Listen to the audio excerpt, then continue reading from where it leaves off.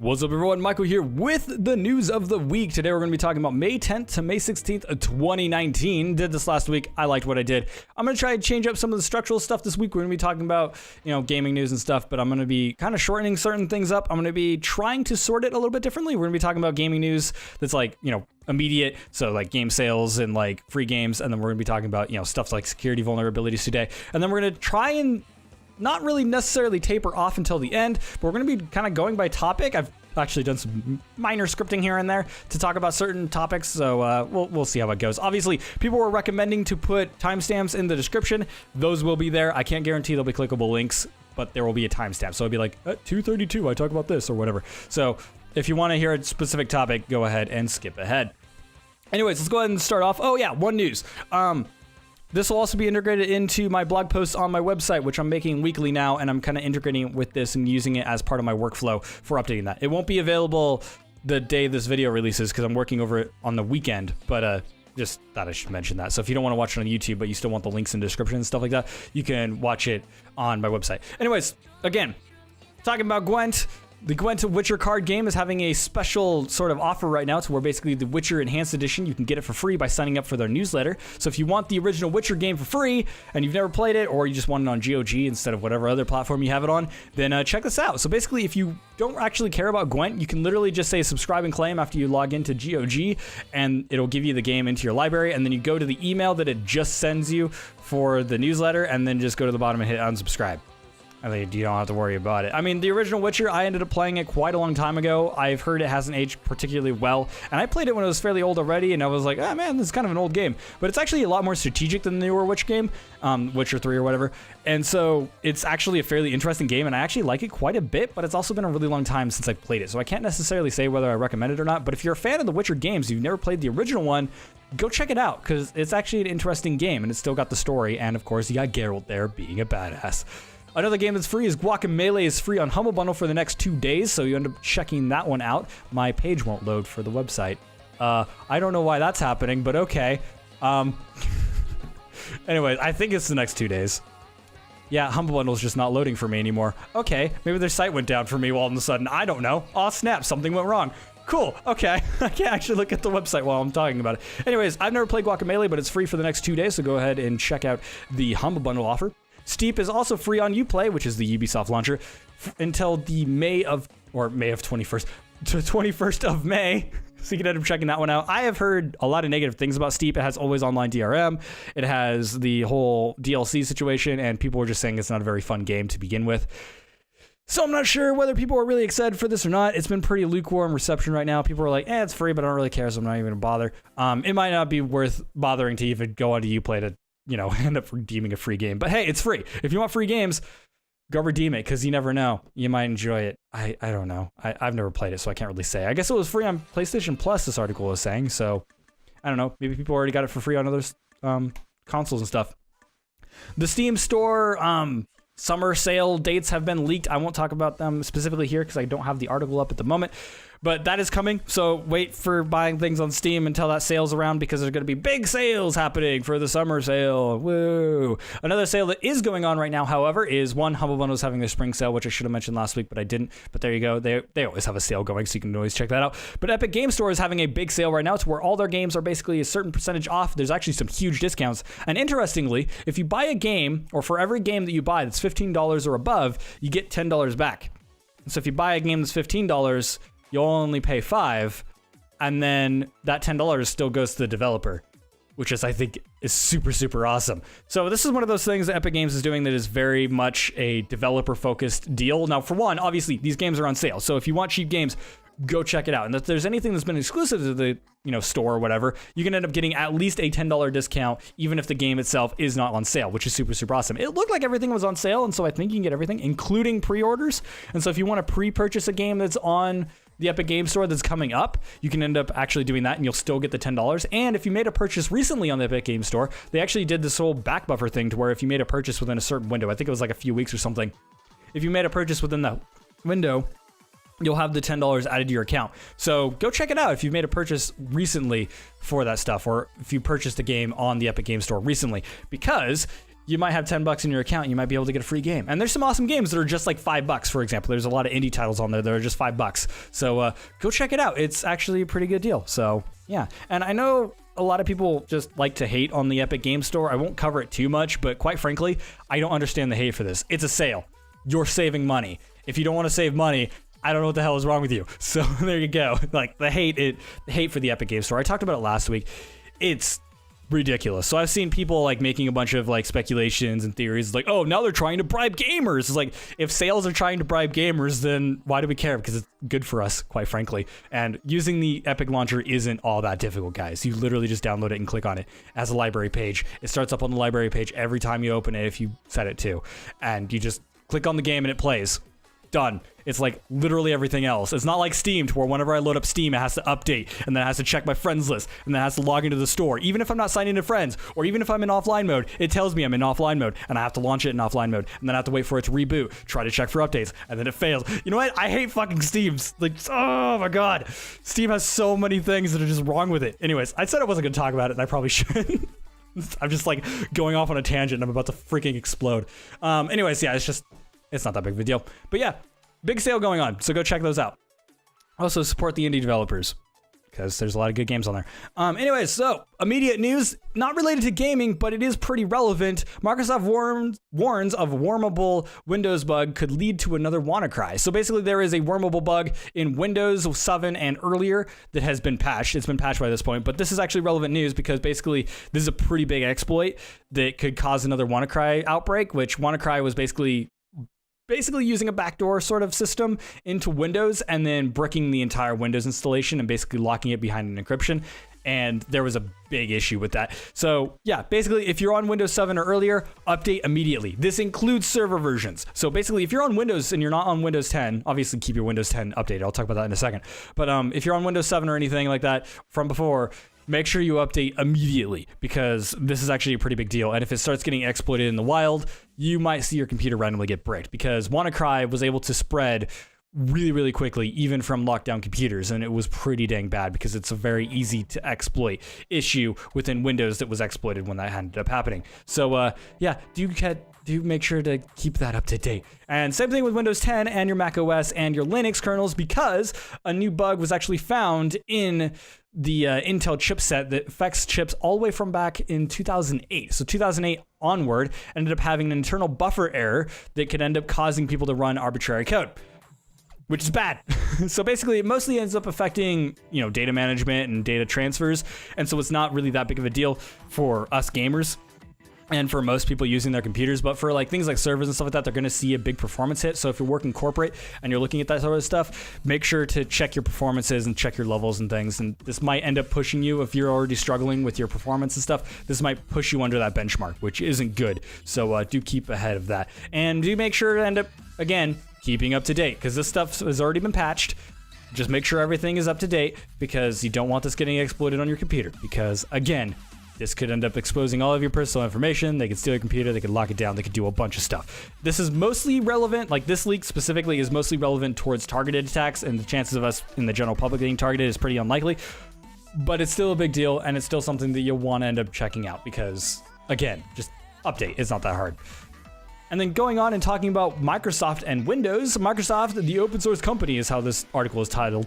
But essentially, Microsoft has been making more and more bits of Windows and other types of Windows services open source. So obviously they had Visual Studio and they had .NET framework and stuff like that. And they had the Calculator app, I believe, was open sourced quite a while ago. The Calculator on Windows 10, because of that open source stuff, is actually pretty freaking amazing. And if you have like niche use cases or something like that, there is actually a bunch of little tiny modifications that people have used or made for it that you can download and install and stuff, and it's actually pretty dang awesome.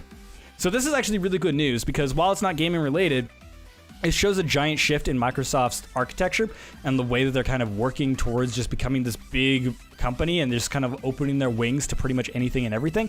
And open source has been one of these things that's been criticized for years. Now, one of the major things that kind of put this forward was the actual inclusion of Linux code within Windows itself. Now, if you don't know how licensing works, essentially if something is open source and it has a certain license, you have to have other elements that interact with it be open source as well.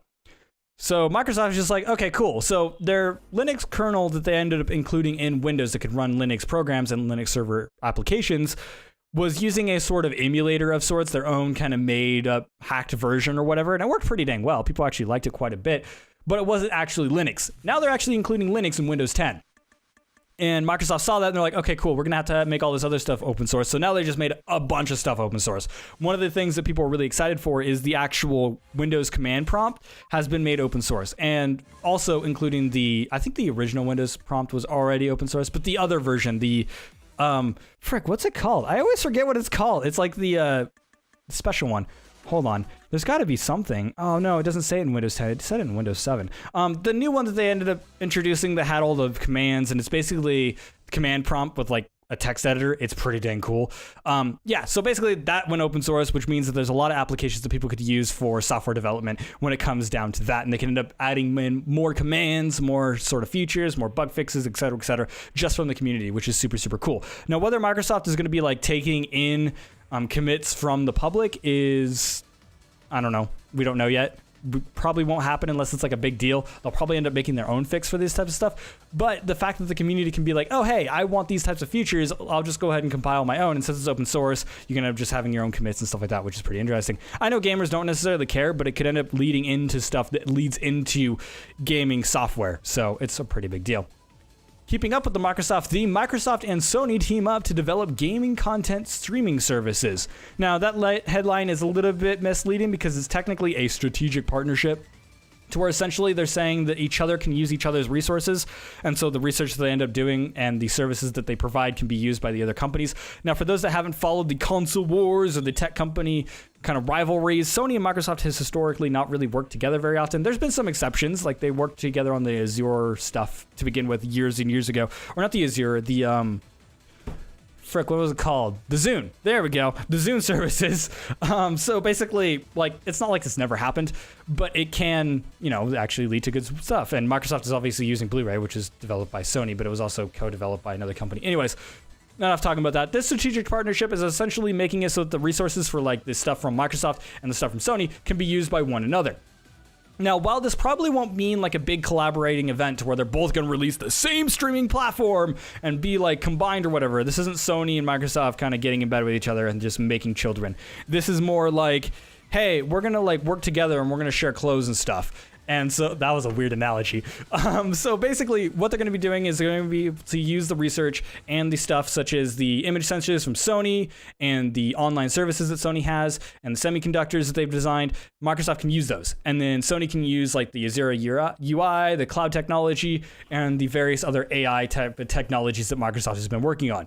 And people have actually been really excited because this could include HoloLens, which is exciting. So Sony could get usage of the HoloLens technology, which is really, really exciting for gaming, especially because Sony is more focused for gaming when it comes down to their tech company side, because a lot more of their stake is in gaming itself. But again, this is really, really exciting because these two companies, while they probably won't make like a monogamous kind of streaming service or whatever, they will be able to use the same technology. So even if they end up releasing their own separate streaming services, which they both still have, if they end up actually collaborating on this type of stuff, we could end up seeing the same technology in both of them, meaning that both of them will have the same amazing features.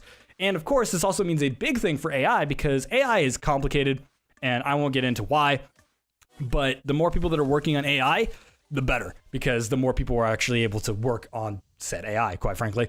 And so that could end up making a lot of huge kind of pushes forward. Now, I think Microsoft is the one that's kind of benefiting from the AI more, but it does show an interest from Sony to get into AI, because why would they talk with Microsoft if they're not interested in AI and cloud technology? Because that's kind of what Microsoft has been pushing over the last few years.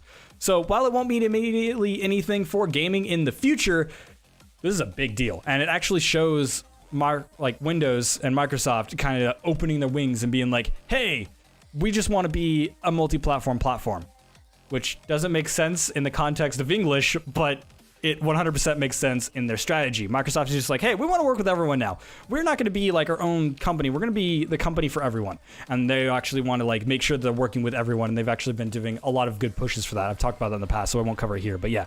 I talked a little bit too long on that. A clarification for an article I talked about last week for Final Fantasy VII. The Final Fantasy VII remake was confirmed to still be episodic, which worries me, quite frankly. I'm still excited for Final Fantasy VII. I still think it's going to be a cool game. in at least the launch now, but now I'm kind of questioning about the future episodes.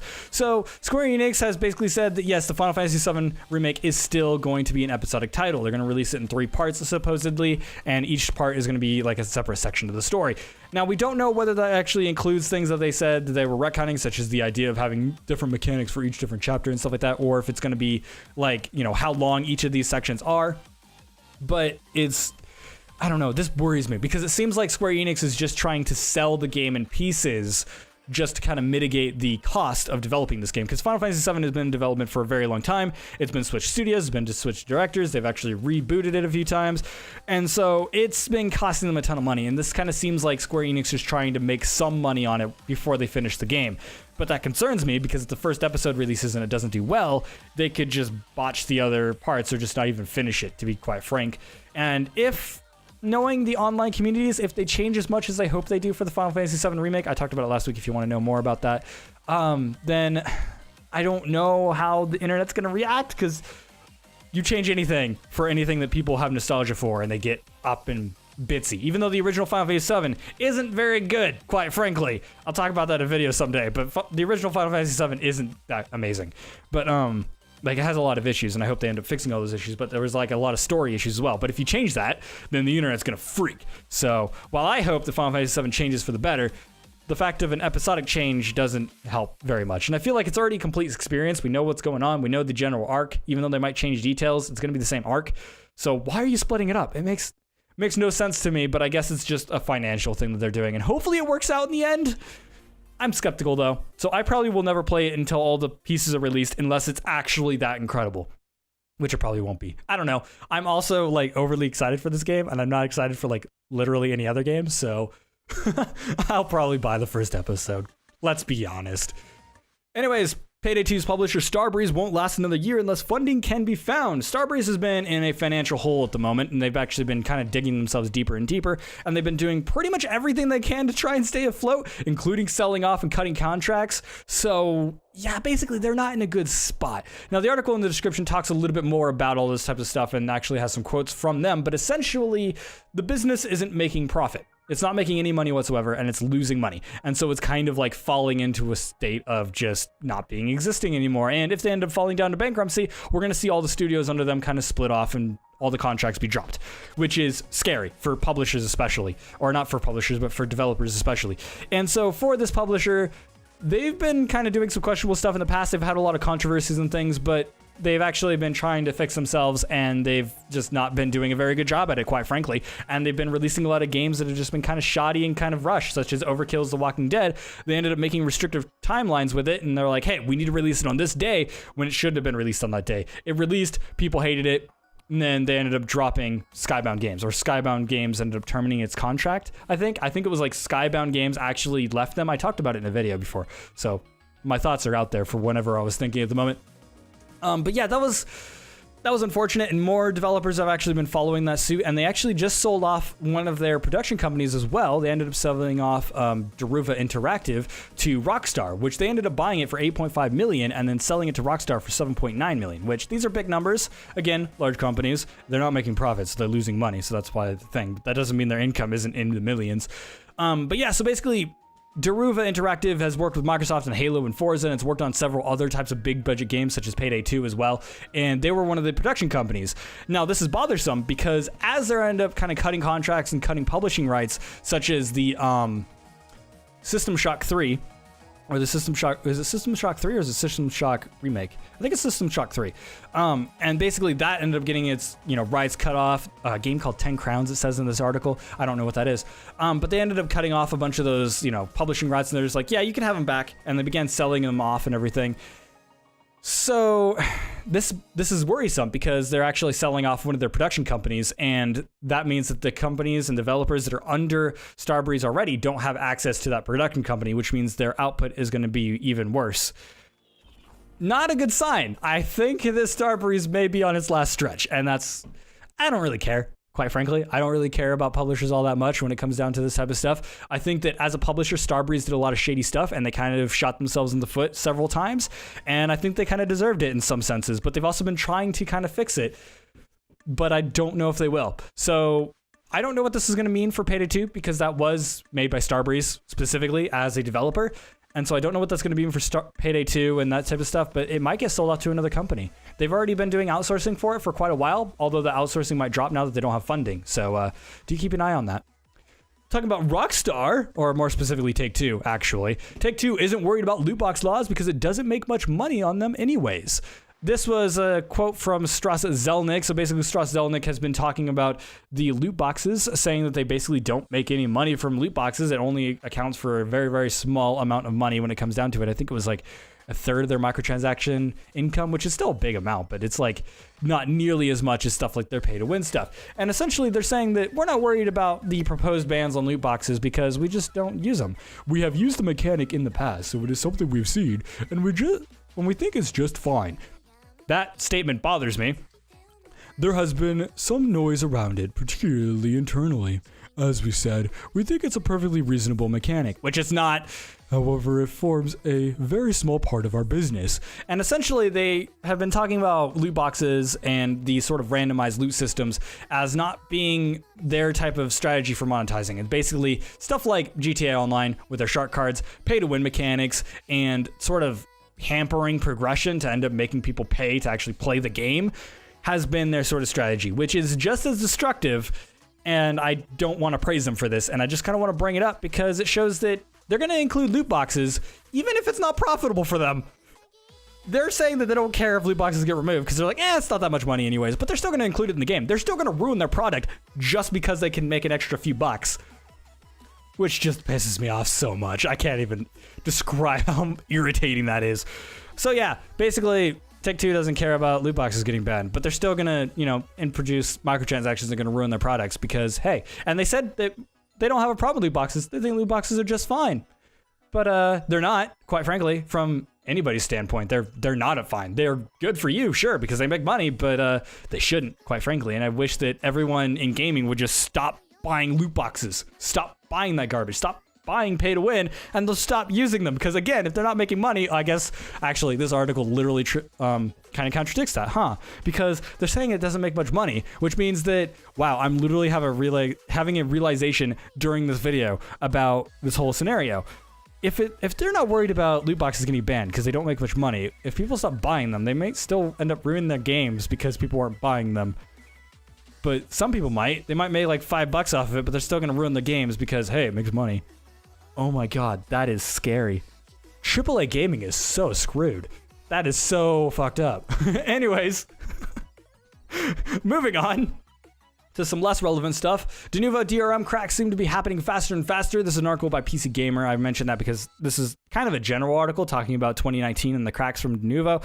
But Rage 2 was cracked 0 day, and they have a list here of Metro Exodus was cracked in 4 days, Devil May Cry was cracked in 0 days, Resident Evil 2 was cracked in 6 days, Far Cry New Dawn was cracked in 6 days, Ace Combat 7 was cracked in 13 days.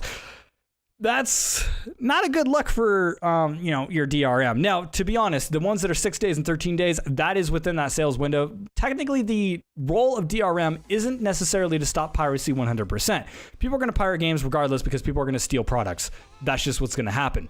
And yes, it is a dick move, but it's going to happen. And when it comes down to these large companies getting their stuff pirated, I have very little care, quite frankly. They make enough money. There are certain cases to where I'd say that's not good. And if you're pirating reasonably priced indie games, you're just an asshole, quite frankly. But when it comes to large companies, whatever. Their entire goal with DRM is to end up protecting the initial sales window, that first month. And Denuvo is still sort of doing that, but not quite as well as it used to. People used to talk about Denuvo as if it was uncrackable, and Denuvo itself ended up stating that, like, hey, we're almost uncrackable. And then people started, like, looking into it, and they're like, oh, wait. We can crack this. So they cracked it, and now it's been getting cracked quicker and quicker. Now, the special case with Denuvo itself is the fact that Denuvo is just a single line of code that ends up doing a hash check. And so it's like a separate little tiny program that you can ship with your game, and then you just end up referencing it in your code, and it will just hash check it, which means that Denuvo can be used good and badly. And so there's the good usage to where basically it's used to prevent piracy, but it also doesn't affect the user experience at all. And then there's the bad way to where either A, it gets cracked 0 day because you only have one executable check at the very beginning of your game's launch, which then modders just remove the hex code from the executable and just use the executable to launch your game without the DRM check. Or there's the bad case to where you implement it so aggressively or so improperly, like you do frame rate checks, like every few frames and it was checking DRM, like, oh my God, that is asinine. That's what Rime did. And I think Sonic Mania ended up doing something similar to where every time you loaded up a stage, if you were offline, it couldn't do the DRM check, and so it would crash the game. They obviously patched that, but again, the implementations can be bad to where it ends up affecting the user experience. So Denuvo itself has actually gained a negative reputation. So a lot of people are going to praise this and be like, yay, maybe companies will stop using Denuvo DRM. But in the majority of cases, they're still protecting that initial sales window. And so it's not necessarily going to stop being used. And large companies and stuff aren't going to stop using DRM, quite frankly, because again, they want to protect that sales window as much as possible. We literally just talked about them saying loot boxes were okay. So duh, of course they're still going to use this type of stuff.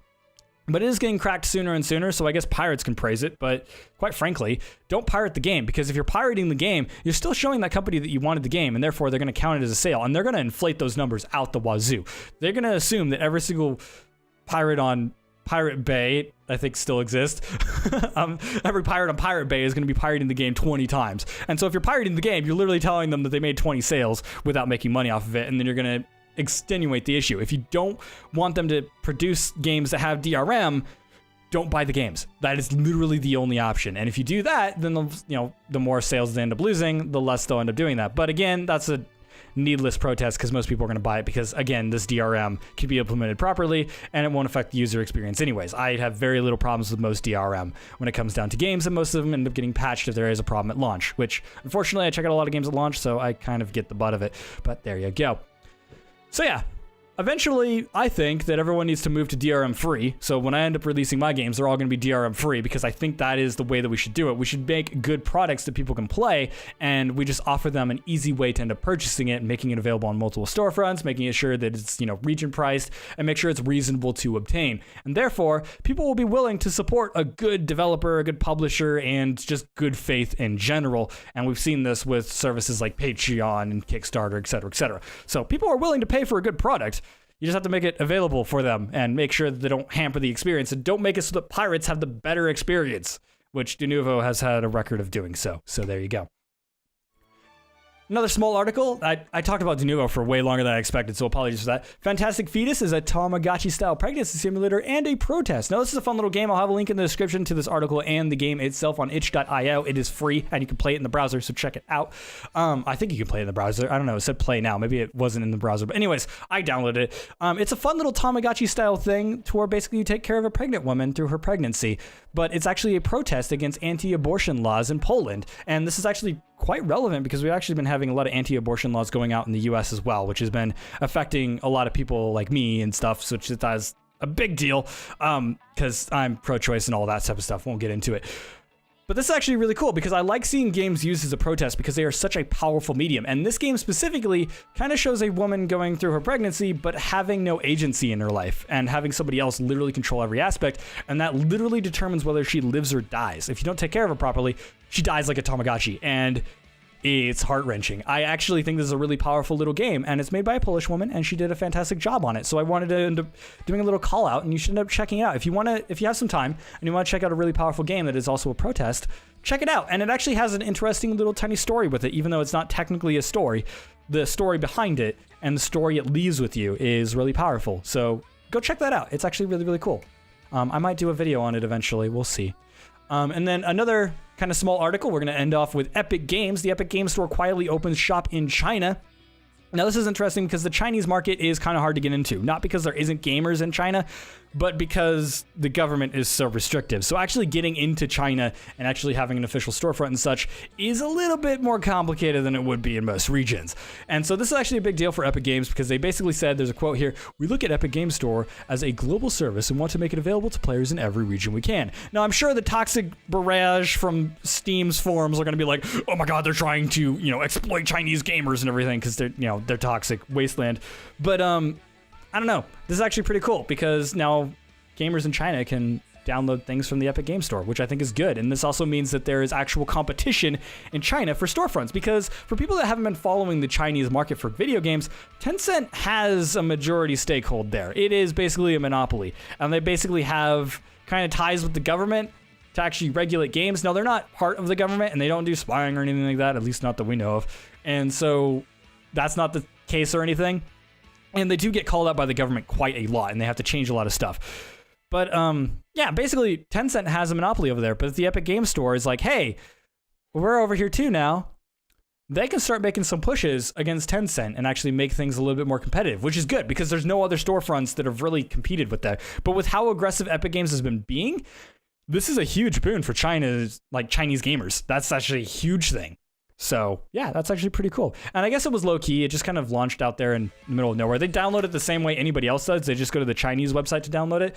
And so there you go. It's not really that big of like a news day, but I think it's really, really cool because I think that, you know, China could use some more competition inside the gaming space. And I feel for Chinese gamers. I feel for all the restrictions that they get from their government. And of course, they could obviously still use the Epic Games Launcher before. They could just reroute and use VPNs or et cetera, et cetera. So it's not like they didn't have access to it, but now they can officially download Fortnite. Whoa. I'm sure somebody's excited. But yeah, there you go. And that's all the news articles that we have in our Broken Chat Box news and such section.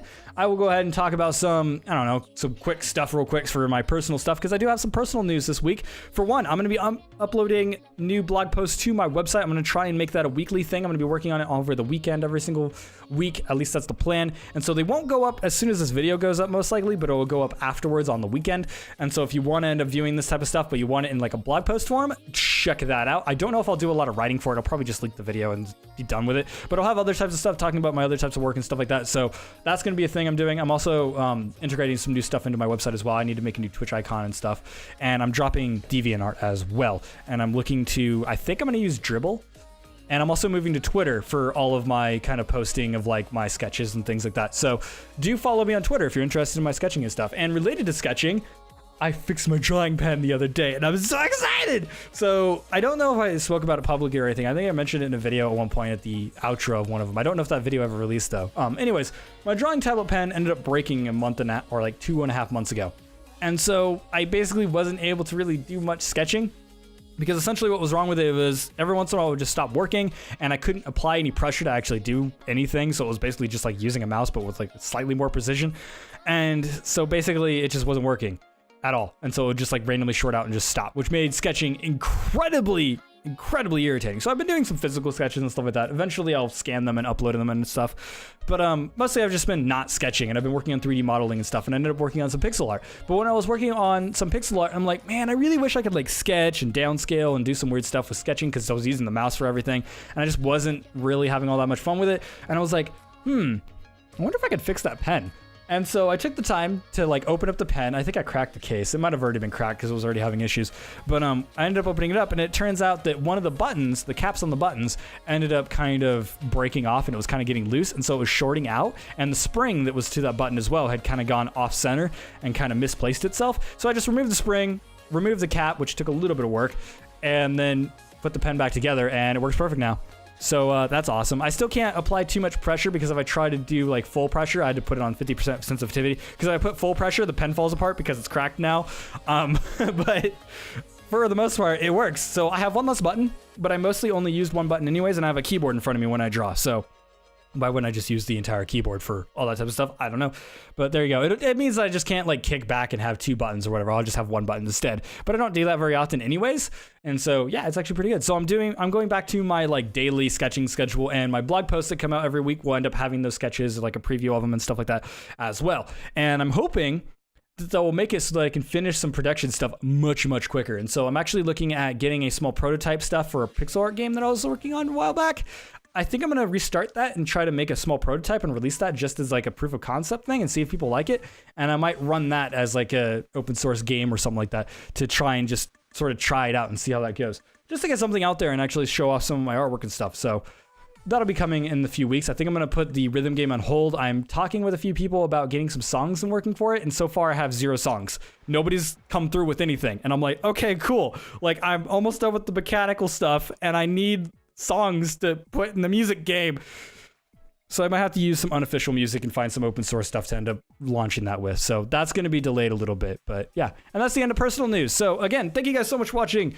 Make sure to like and subscribe for more content like this one. And of course, you can leave your thoughts in the comments below. If you like my styles of content, make sure to check out my website at michaelpstanich.com, link in the description, as well as our gaming Discord called The Broken Chat Box. We have a section called News and Such, which is where all these articles came from. If you want to post something, I will give you a shout out. If you post in our News and section, tongue twisters, if you post there, I wind up doing a shout out for you unless you don't want me to state otherwise. And if I cover it in the video, yeah, I'll give you a shout out. So yeah, do make sure to check that as well. And if you're wanting to keep up with the news on the daily basis, you can end up checking that out because I'm posting in there all the time. And then other people might end up posting in there eventually. I don't know. I'm mostly the one doing it right now, but there you go.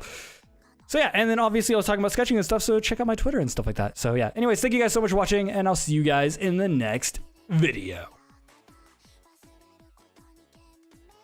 I kind of wish I didn't screw up talking about the Discord, because that was almost a flawless outro. I haven't done one of those in years.